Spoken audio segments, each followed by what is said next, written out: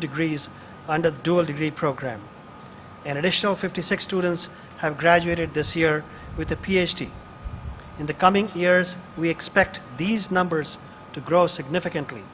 By year 2020, the number of students completing an undergraduate or postgraduate degree is expected to surpass 3,800, and those graduating with a PhD degree should exceed 200. You are perhaps aware of BITS's pioneering role in running academic programs for working professionals in partnership with industrial organizations.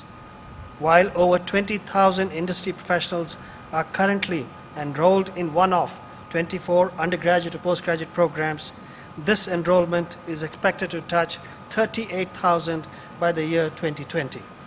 This is perhaps the largest and the most effective program in India that allows industry professionals a second chance to obtain a formal degree or to upgrade their skills. Invariably and justifiably, BITS Pilani is ranked amongst the top 7 or 8 publicly or privately funded engineering institutions in India, and this is improving year on year. Clearly, we are not content with that. Going forward, we aspire to be listed as one of India's top 3 research-led technical institutes in India by 2015 and be counted by 2020 amongst the leading 25 technical universities in Asia.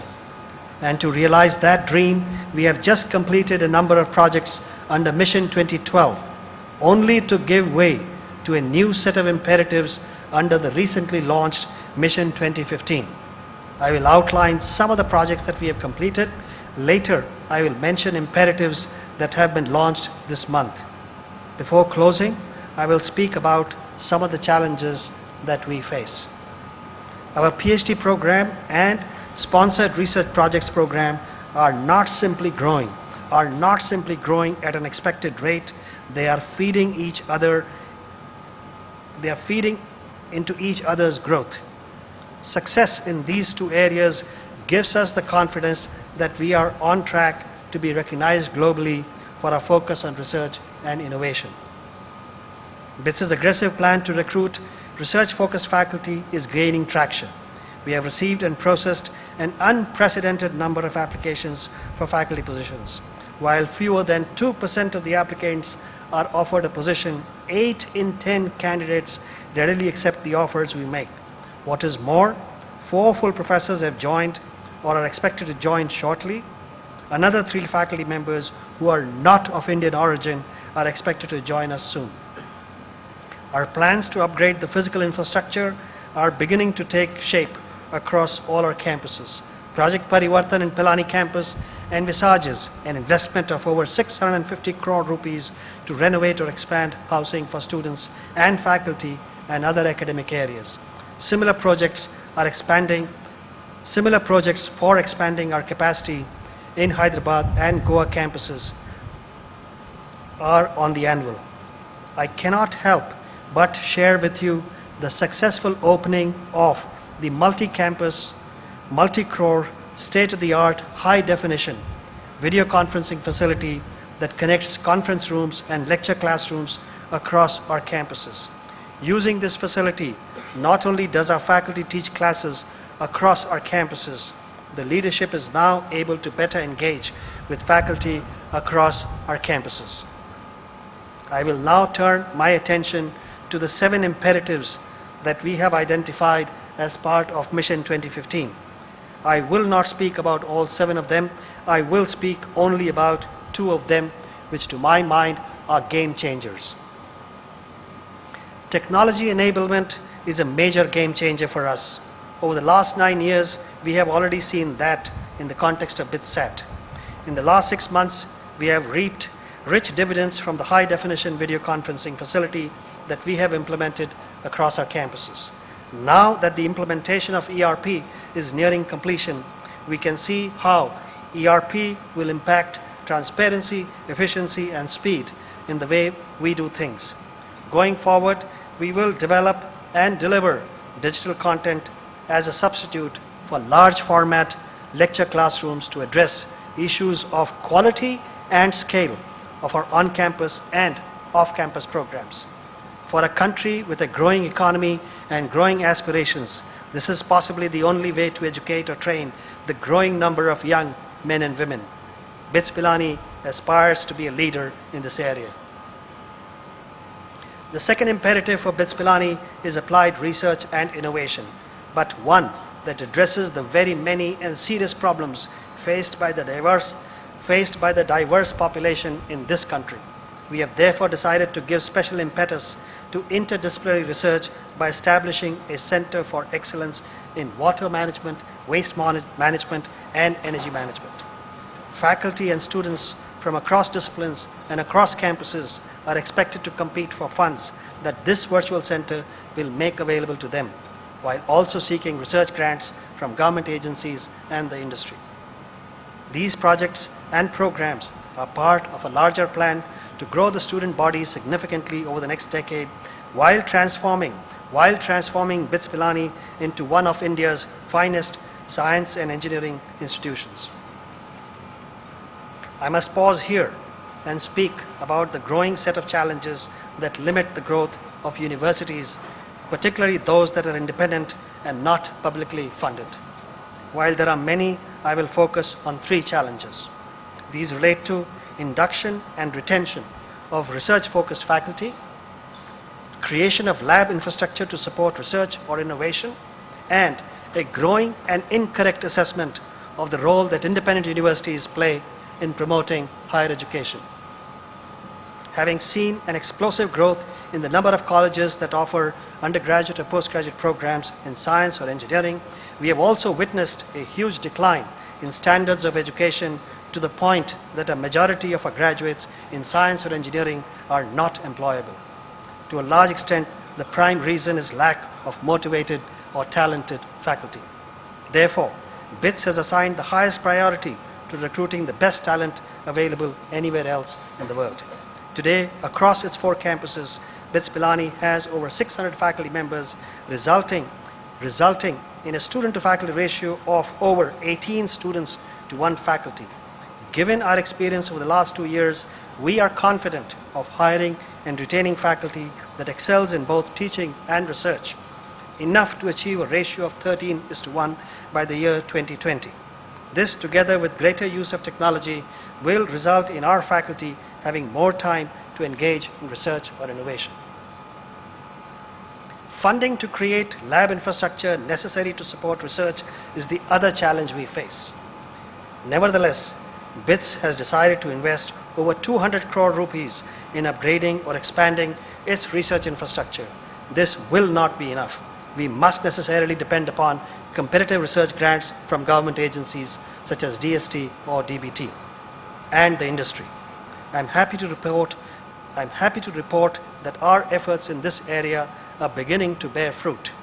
However, going forward, this is going to be a challenge, since any shrinkage in Government of India budget for research will have a greater impact on funding being made available to independent universities that are not publicly funded, such as BITS Pilani. I fear the rules of funding research in publicly or privately funded universities will be increasingly different, to the detriment of growth of research in universities that are not publicly funded. This brings me to the third challenge that independent universities such as BITS Pilani currently face. Statistics bear out the fact that privately funded universities and colleges have played a significant role in increasing the gross enrollment ratio, or what is known as GER, to 18% or so.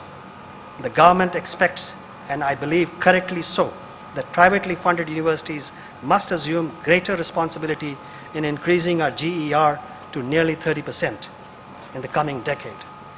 Further, and correctly so, the government is hugely concerned with the quality of education provided by all our institutions, both publicly funded and those privately funded.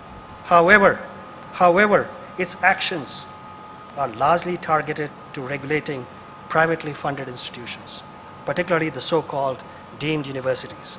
With the new UGC regulations for deemed universities imposed, while the new regulations For deemed universities impose several and severe constraints on deemed universities, it offers no solutions on how to address issues in quality of education imparted by universities funded by central or state governments. Going forward, we need to have regulations that address issues of quality, transparency, accountability, and opportunities uniformly across all universities. And I dare say, including deemed universities, as also the IITs, the NITs, and so on. Before I close, I would like my faculty and staff to join me in congratulating all our students who will be graduating today from our campus in Hyderabad. I hope you will use your knowledge and experience fruitfully to serve the people of this country and elsewhere.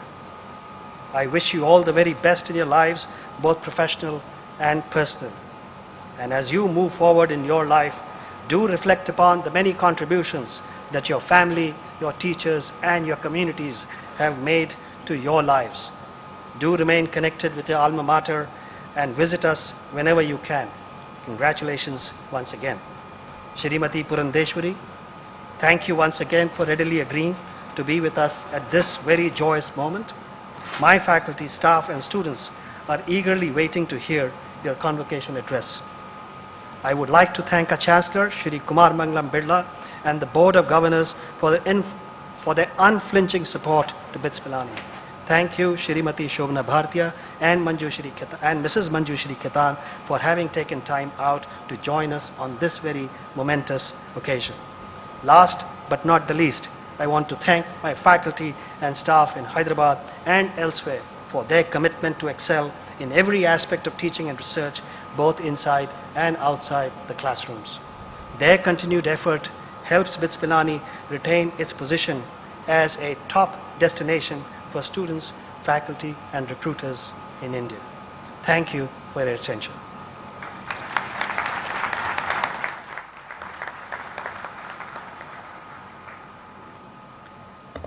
Our Chancellor, Shri Kumar Mangalam Birla, is not able to be with us on this occasion.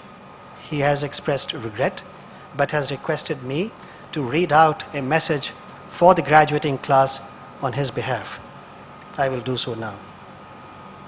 Dear students, let me begin with congratulating all of you who graduate today.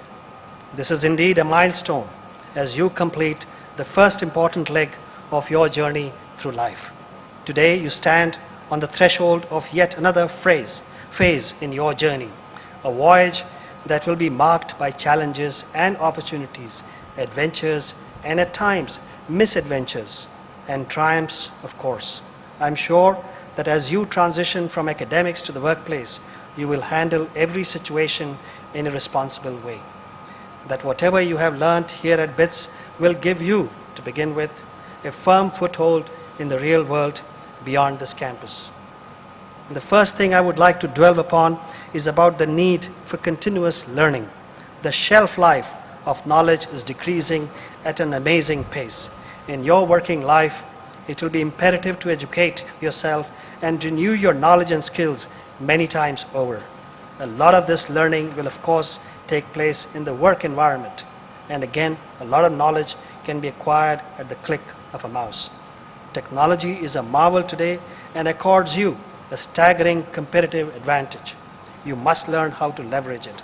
I believe the ability to keep in step with the knowledge curve will be one of your greatest challenges and a key determinant of your professional success. So keep learning afresh day in and day out. And the second point that I wish to make is that we live today in times of unprecedented opportunities. You have the leeway to choose what you wish to do, the kind of job you would like to do, the kind of life you would like to lead. You have to believe in the power of your dreams. Believe in yourself. Be perseverant and passionate and imagine your future.